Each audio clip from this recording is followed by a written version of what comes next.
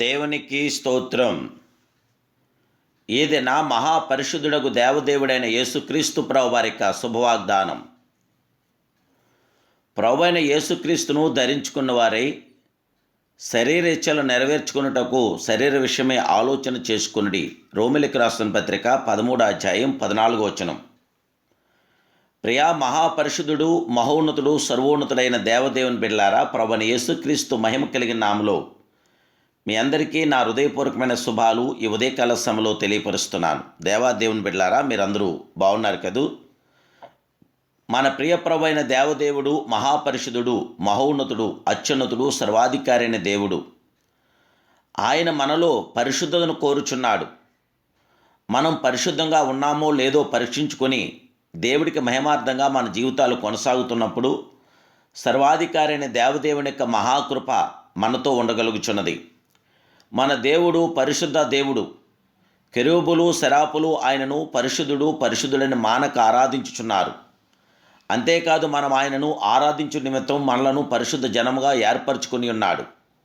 దేవుని ప్రసన్నతను ఆశించు ప్రతివారు పరిశుద్ధత కాపాడుకొనుచున్నారు. తమను తాము పరిశీలించుకొని శరీరెచ్చలకు చోటేయక దేవుని సన్నిధానంలో పరిశుద్ధులుగా నిలబడుచున్నారు. ప్రభువుకు ఇష్టం లేని వాటిని వదిలిపెట్టి ఆయనకి ఇష్టమైన వాటిని మాత్రం చేయుచు ఆయనను సంతోషపెట్టు వారమై ఉన్నారు.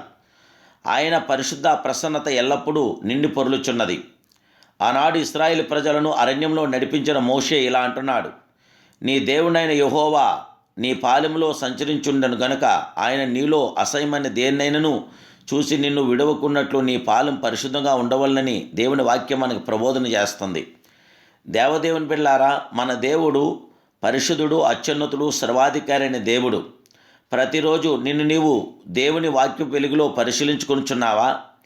ప్రతిరోజు నీవు యథార్థంగా ప్రవర్తిస్తున్నానా లేనని ఆలోచిస్తున్నావా? నేను పరిశుద్ధంగా ఉన్నానా?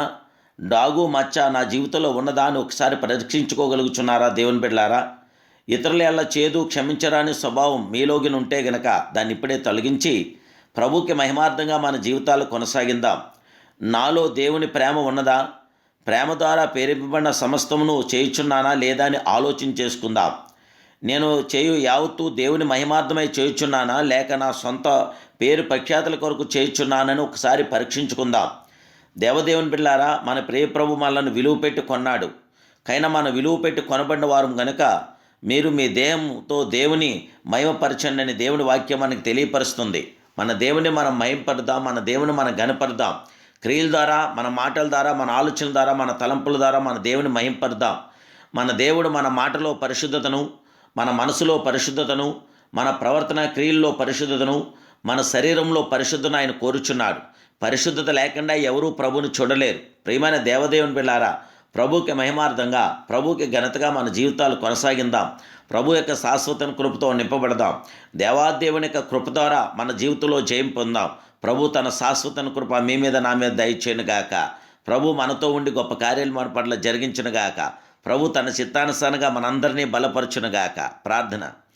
మహాపరిశుద్ధుడు, మహోన్నతుడు, సర్వోన్నతుడు, సర్వాధికారమైన ప్రియ, ఆది సంభూతుడైన పరమ తండ్రి, ఈ ఉదయకాల సమయంలో మీరు పరిశుద్ధుడివై మహాపరిశుద్ధుడు నిలిచి మీ పిల్లైన మాలో పరిశుద్ధను మీరు కోరుచున్నారు గనక దేవదేవా, మీకు మహిమార్థంగా, మీకు ఘనతగా మేము జీవించడానికి మాలో ఏదైనా ఉంటే ఇప్పుడే తొలగించి మీ చిత్త ప్రకారం, మీ ఇష్ట ప్రకారం మేము జీవించడానికి, మీ నామ మహిమార్థమై మేము కొనసాగటానికి మీ కృపను, మీ కనికరం, మీ ఆదరణ, మీ బిడ్డలైన మాకు అందరికీ దయచేయండి. దయచేసి ఉదయకాలం మీ దీవులతో, మీ మేలుతో మేము తృప్తిపరచండి. మీ ప్రసన్నత మాకు అందరికీ దయచేయండి. మీ నామానికి మహిమార్థంగా మా జీవితాలు నిత్యము కొనసాగటానికి మమ్మల్ని అందరినీ చేపట్టి నడిపించమని మా ప్రభును, రక్షకుడు, పరిశుద్ధుడైన యేసుక్రీస్తు మహిమ కలిగిన నామములో ఈ ప్రార్థన మీకు సమర్పిస్తూ మా ప్రార్థనకి ప్రతిఫలం మీరు దయచేయమని అడుగుచున్నాను పరమ తండ్రి. ఆమేన్, ఆమేన్, ఆమేన్. సర్వాధికారి అయిన దేవదేవుడు మిమ్మల్ని బహుగా దీవించి ఆయన కృపలో బలపరిచి ఆయన యొక్క విజయవంతన ఆత్మకార్యం మీ పట్ల జరిగించునుగాక. God bless you.